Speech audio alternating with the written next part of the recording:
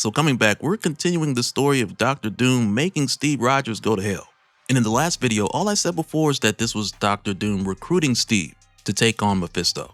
But as it turns out, Doom's not the only one who wants to take the fight to the Lord of the Lower Depths. So with that said, if you're enjoying these videos, be sure to drop a like, subscribe if you're new to the channel, and don't forget to hit that bell to get all notifications.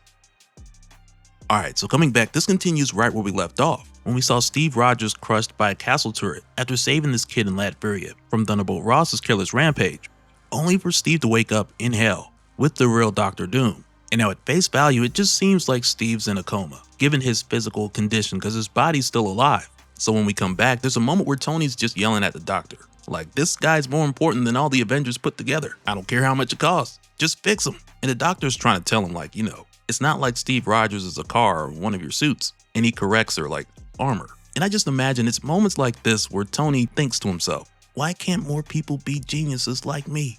Because he just wants them to figure it out. But there's more to it than just what the doctors believe is going on, because they think it's just Steve's unique physiology, which is part of the issue because it sees all the medicine as poison. But there's more to it that we'll see in a moment here. But now when Sharon Carter gets there, Tony tries to tell her like, hey, we've been trying to reach you, and Steve, he's stable, and Sharon just walks right into the room. And that's where the reality of possibly losing Steve hits her in a big way. Because not too long ago, Steve and Sharon had a conversation where prior to this, Steve had left New York and moved to Washington to be closer to Sharon in her work. But it also took away from Steve doing his work as Captain America. So at the time, she sat him down so they could have a talk. And of course, Steve thought this was her breaking up with him, when really she just wanted to sit him down and let him know that she knows that he needs to be out there helping people. So instead of them just being physically closer and living together, she was like, it's okay if you're in Brooklyn and I'm in Washington. Because for the sake of just being closer, they're both pretending to be what they're not. Because in their case, having the distance where they can be who they are and go on to contribute, it's only made them even closer. So trying to make things work like everybody else, it's like the two of them were pretending. And Sharon told Steve at the time that pretending is death, so they've got to do this their own way.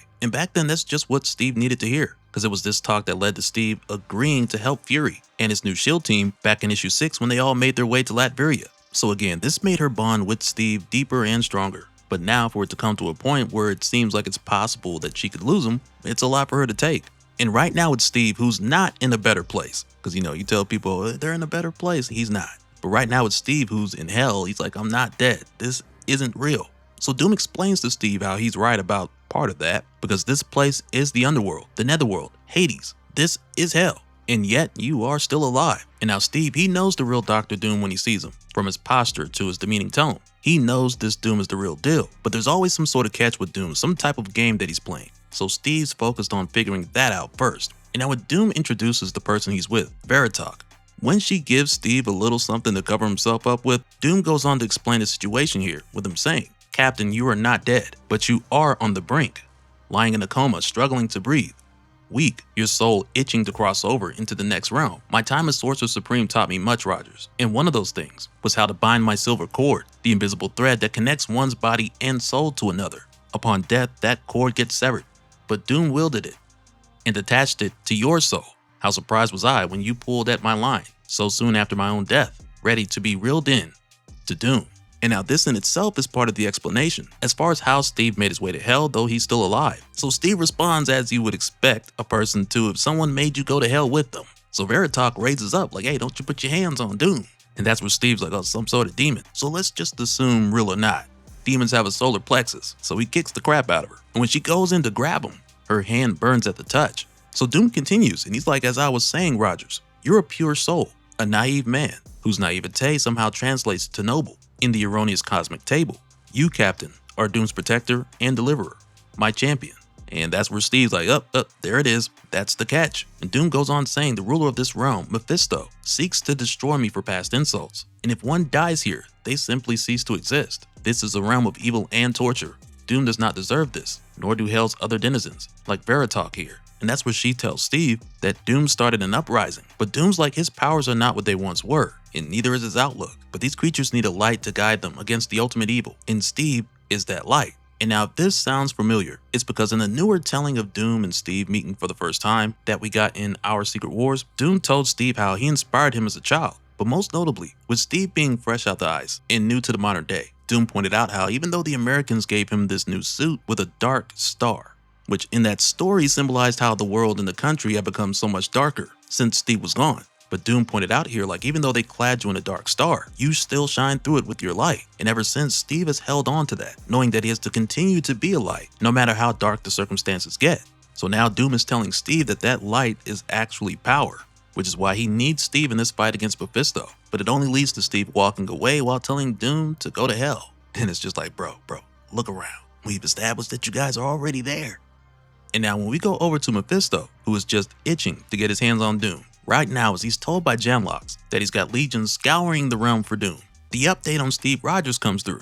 And of course Mephisto's pissed about the incompetence that let this happen, but then he also knows if Doom's trying to lay low, he's gonna have a hard time doing it if he's moving around with a soul that's shining so bright. So even in this circumstance, Mephisto's able to look on the bright side, because he knows his chances of finding Doom have just shot through the roof. And this bright soul is not exactly a stranger either. But right now, as we know, Steve's not with Doom, because he took a walk to get his thoughts together.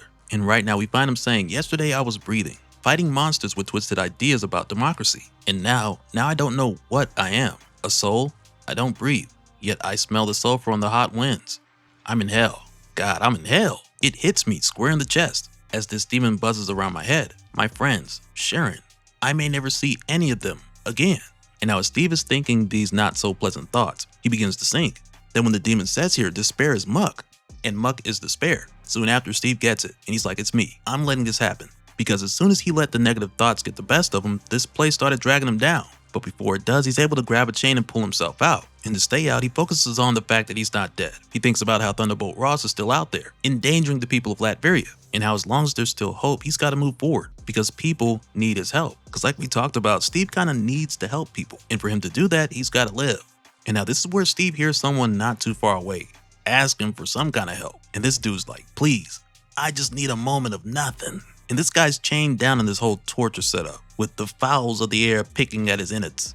So of course Steve heads over there to help him out, and this dude's kind of confused, like, why would anyone help me? And he even asks, like, hey, you here to hurt me? And Steve's like, of course not. And the guy's just like, my wife, my boy, she told me not to drive. So you can tell this guy's got a lot of regrets from his past. But then it's here where the person who was torturing him, Azraphon, comes back. And this guy was just like, I hope your respite was good, human. I find that without those moments, the punishment lacks teeth. And when he sees Steve, he's like, oh, who do we have here? And Steve's just like, walk away. And it's kind of crazy because the recurring theme with Steve Rogers is that he hates bullies. And that's all he sees when he looks at Azraphon. So when it pops off, Steve packs him up. And really with Steve not being in his body, it's not like he's a super soldier in hell. Though I wouldn't mind seeing him get a uniform over here. But instead it's more of the case where Steve's able to do this. It's because of his nobility, like Doom said, with how the light that Steve is translates to the cosmos. And I'm gonna tell you right now, if this turns into a thing where we find out down the line that 616 Steve Rogers has some greater title amongst the entities, where they change his name to the one who helps all or something, then I'm gonna be like, oh man, Doom really wasn't playing. And now when Steve's done with Azraphon, he introduces himself to the stranger and he helps this guy get free. So he tells Steve that his name's Terry, and he's not even sure if this is real because he hasn't felt kindness in a long time. And he tells Steve, I've existed so long with nothing but guilt and pain. I ended my life, but it kept going here. I need to make it worth something again. And that's where Doom makes his way over to tell Steve, that's why we're here, Captain. To give these souls a chance at redemption, at controlling their own destinies. And now Terry starts to lose it when he sees Doom, because he's like, you're the guy, the one who fights for us. And Doom's like, I am, and so is this man. And he tells Steve, like, they've had their differences, but neither one of them can stand by and watch this level of unnecessary suffering. And it's like, even now, Steve's not completely sold on Doom, but he tells himself, like, man, you need to focus. Focus on getting out of hell, saving Latveria and stopping Ross. So Steve agrees to join him. And that's where Doom's like, then there were 4, because deep down he really loves that number. And now topside, we get a moment where Sharon and Sam are with Steve's body, where Sam's trying to give her a bit of encouragement here. Because when she tells Sam, like, I don't know if Steve told you, but him and I were trying to figure out the future. And Sam tells her, like, well, he didn't get into specifics. He never likes to when it comes to relationships. And Sharon's like, no, he never does he? Even with the person he's in the relationship with. And she's like, part of me thinks he's here in this bed as a way to avoid talking about it. And she gets upset because she doesn't want her last conversation with Steve to have been their last conversation, because the two of them have still got a lot to figure out about their unique relationship. So Sam tells her he loves you and you love him. He knows that. Steve's going to get through this. He has to. There's too much to fight for still. And now as Doom takes Steve and the others to the Grey Valley to recruit more willing souls in the fight against Mephisto, he's told by Veritalk the Grey Valley is the home of Torvaz, the preacher, a demon who has rebelled against torture who instead preaches to his congregation about new ways forward. Much like myself in Doom, Torvaz is in danger for his beliefs, and those beliefs will lead to war. One, we need to win. So Steve asks Veritok what she's looking to gain out of this, and she tells him hell is for the ones who've done wrong, who have turned away from the light. But why should this be the end? Right now we lie under a dictator's thumb, someone who doesn't want us to change, who wants us to exist in fear and pain. I want us to control our destinies, to give us a chance to, if not return to that light, to become better than what we are. So Steve asks her, and where does Doom play into all of this? Back on Earth he was a murderer, an egomaniac, a dictator not unlike what you're fighting against. So she tells him, Doom saved me. I was in the depths of hell, being flayed by ancient demons, and he saved me. I know you feel you know him, but in that moment I saw into his soul and saw nobility and believe in what's right. And now Doom, who keeps jumping into conversations that he's been listening to, Doom's like, these souls need help, and Doom will not see them suffer any longer under Mephisto's yoke. It's true that I need him to be brought low in order for me to return to Earth, my rightful home. But leaving this place in better hands, Veritok's hands, is the right thing to do. Now, shall we brave the Great Valley? And as they continue, Steve gives Veritok the craziest side eye you've ever seen, because once again he's caught up in a mix between dictators and rebellion. It's not new to him. And really, I gotta say, with this whole plan that Doom has worked up with throwing Mephisto out of power and having Veritok take his place, it's very much like the United States replacing a leader of another country with someone else who's more cooperative, or at the least more beneficial. And I'm pretty sure that's what Doom's doing here, much like how he took Latveria years ago, so he can have a more favorable leader in hell, who I'm sure Doom wants to have eternally in his debt. And now when we go back to Mephisto, we're introduced to a new character here, Frenza, who Mephisto's sending out to bring Doom in. And he makes sure to remind her of a couple things here. Like for one, Doom's no ordinary man, and that he wants Doom found, not destroyed. Since Frenza and Doom have some history, Mephisto goes on to tell her that Doom's not alone, and he has someone with him who requires a special touch. So to handle Doom's +1, Steve Rogers, Mephisto is sending the Red Skull with her. And now this whole situation with the Red Skull is kind of funny, because when Mephisto pairs these two up, the Red Skull's like, I don't appreciate being saddled with others, but he's basically like, I like this one, full of fire, she would thrive under my command. But Frenza just gives him the stiff arm, like, don't touch me. But what Mephisto's doing here is a bit of a contest, because he tells them whichever one brings in their bounty first will be granted a boon. But the way the Red Skull sees this, he's basically like, look Mephisto, I ain't one of your lackeys. And he approaches Mephisto and has the nerve to tell him that he did the Red Skull and his people dirty, because the Red Skull believed in the afterlife that him and his fallen soldiers were supposed to receive riches in heaven. But somehow Mephisto managed to snatch them up and bring them here. And Mephisto's just like, gotta love you people. Delusional. And you guys know what people we're talking about here. And I can't say it because if I do, Mephisto will be the only person to see this video. But Mephisto just gets on him about how he's so easily distracted, because while the Red Skull is here doing all this talking, his enemy's getting a head start. And Schmidt doesn't even go back and forth about it. He just leaves, because he also has some plans for Mephisto as well. And now when Steve, Doom, and the others make their way to Torvaz, they find that he's under attack, so they jump in and help him out, while Terry's over in the background like he about to put it in reverse. Put it in reverse, Terry! But as they're fighting Doom, he's going for kill shots. And that's where Steve's like, Victor, you killed him. And Doom's just like, it would appear that I have. So when they're done, of course, Steve's like, that's not cool, because they used to be people. And like Doom said, when someone's gone here, they're gone forever. And Veritok's on a similar page, because they need to be recruiting as many people as they can. But the way Doom sees it, this is war, and he's not taking prisoners. And in the case of some of these demons, they're just too far gone to save. And now when Terry goes to help Torvaz up, after all the commotion, he introduces himself like, hey Torvaz, my name's Terry. But Torvaz is just like, get off me, who is this? As he approaches Steve, and Torvaz is just like, oh, you shine like a beacon. The prophecies are true, a messiah, to lead us out of the fiery pits. So of course Steve's like, I'm no messiah, and Doom's just behind him like, nah, he ain't. Because if anyone around here is gonna get called messiah, you know Doom wants that title. And now as they make their way to the Midland Fires, it's quite the hike, so it gives Steve some time to do some thinking. And he says here, we walk for days, weeks, it's impossible to say here. Torvaz is slick, but feels genuine, as he leads us to a secret camp. I can handle genuine, I can't handle slick. We need his followers to unseat the pure evil at the head of hell. So I go along, but I won't be roped into Torvaz's story. So yeah, once again, Steve finds himself in a place where he's got to figure out who can or can't be trusted, because the last thing he wants to do is be used as a tool to make things go from bad to worse. And now when they arrive at Torvaz's camp, his followers are asking like, who are they? And Torvaz tells them, salvation, my friend. The time has come. This place, these tortures are no longer to be handed down to us from Mephisto. The prophecies I envisioned are coming true. We will govern ourselves with an eye toward redemption, toward betterment. Which again, for Steve, this sounds good. but he's still questioning himself like, am I doing the right thing? God put these souls here to be tortured, but he also put me here, surely not to ignore what's going on. And now when Doom sees Steve walking away from the group here, he approaches Steve like, hey, you don't want to hear the preacher exalt you and your noble soul?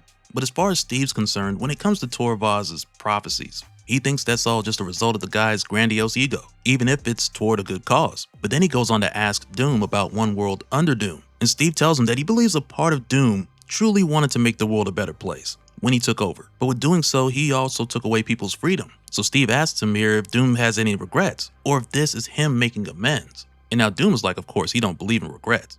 And he says here, there's no person more suited to lead our planet than myself. The flaws of our world's leaders and their followers will forever threaten mankind, and democracy is tainted with malleable idiocy. That being said, what transpires here is not right. I've been a god before Rogers, and I would not allow this on my worst day. Mephisto must be unseated, and I believe Veritok is the one to take his place. So that's where Steve is like, by vote or by force. And Doom makes a point here. He says these creatures are incapable of democracy. The best they can hope for is a gentler hand on the wheel. We need to put Veritok on the throne. She will be a compassionate ruler, even if she needs to do so with an iron fist. She will rule from righteousness, not ego, and she will grant us our leave from this place. I have only one concern, and I assume you see it as well. And Steve says I do, just before Torvaz comes over to have a chat. And now when he tells Steve here how shying away from the crowd just lends more credence to his pedigree as the Messiah, Steve's just like, I'm not here to be what you want me to be, Torvaz. I'm just a man, willing to fight for what's right. And that's what Torvaz lets him know that his people have agreed to be the beginning of Steve's army. But to defeat Mephisto, they're going to need to get a special weapon, which from here sends them to the Devil's Forge, where the fires burn even hotter, where they can retrieve a weapon called the Anti-Divine, which was made by Bartand, a demon as old as hell itself, who created the Anti-Divine to slay angels in the final battle between heaven and hell. But when they get here, they're all overtaken with chains, forged from the original fires of hell. And Steve's the only one who's able to break free. So when he does, he soon after helps release the others. And now from here, when they approach Bartand, and this dude's like, who dares approach my forge? Already there's this vibe of how did you get here? Nobody's supposed to be here. Very unwelcoming. So there's already tension. And that tension only gets fed further by Doom, because when Torvaz humbly approaches, asking for Bartand's aid, Doom just has to throw in the or else, suffer the consequences, on the back end of that plead for help. So that quickly causes Steve to realize that he's got to step in and talk to this guy with the hopes of being able to reason with him and avoid any kind of physical altercation. So Steve tells Bartand, we come for the Anti-Divine. We represent the souls of hell, seeking to give them power over their destinies. And we do the same for you. But then that's where Bartand is basically like, you know what? I kind of like my job here. Just before going to split Steve in two with a huge axe, only for Steve to catch it with his hands, which is a really risky move. Because I mean, personally, I would have went for the dodge roll, but you know, to each his own. And now again, Steve doesn't fully understand how he's able to do this, which is why I'm like, bro, if you don't understand, don't be out here trying to catch axes. But it worked, so there you go. But as we know, part of this has to do with him not giving in to despair. And he's doing that even now, with him hoping that the strength in these new abilities will last long enough to get him back home. Home to his friends, and home to Sharon. And now with Steve just catching Bartand's axe, this gets the big guy's attention, because now he's like, who are you? So there's a good chance now that he's willing to talk, or at the least hear them out, only for Doom to come through and smack this guy, which complicates things even further, because now there's no time to fight and then sort things out. So Steve just takes Bartand's axe, and he's like, you know what? I'm gonna bring the Anti-Divine to us. And now this is where Bartand tries to tell them that this power is not for you. And that's where Doom's like, hey, I don't know what you're talking about. All power is Doom's. But before Doom could get to the Anti-Divine, he hears a very familiar voice. And when he sees who it is, he knows immediately who this is, because friends of who we saw before, who Mephisto sent to hunt down Doom. She is actually Valeria von Frazen, the woman who Doom sacrificed to hell many years ago to obtain immense power. And I feel like the last time we talked about her was during Jason Aaron's Avengers run, heading into Avengers Forever, where that version of Doom, the Doom above all, did a similar thing to another version of himself in order to obtain crazy power. But yeah, with her showing up here and getting to the Anti-Divine before Doom, this is about to be a problem. Because if there's anybody who doesn't want to be on Doom's side, it's definitely her. But also like we saw, the Red Skull, he was supposed to be going after Steve Rogers in this game of who can catch who first. But once again, he's like, hey, I ain't gonna have Mephisto out here telling me what to do. And he's basically like, you know, whatever reward Mephisto has, it can't be that great. But then it's here where we find out that the Red Skull, he's gonna wait until the fight goes down between Steve, Doom, and Mephisto. So when the time's right and Mephisto's weak, the Red Skull can dish out the final blow. Because unlike Doom, who has to search all over hell for soldiers, the Red Skull ain't got that problem. Because back in the war, his soldiers were getting sent here in bulk. And because of that, he's going to use the army he already has to steal the victory and take hell at the last second. Or at least that's the plan. Because this guy's record at winning wars ain't great. And so now real quick, I want to give a special shout out to all the patrons. Thank you guys for all of your support. And for anyone who's new here who wants more information on how to support the channel, I got a link below where you can go to patreon.com/dopespill. But that'll do it for this one, guys. Let me know your thoughts down in the comments below, and we'll do it again on the next one. All right, later.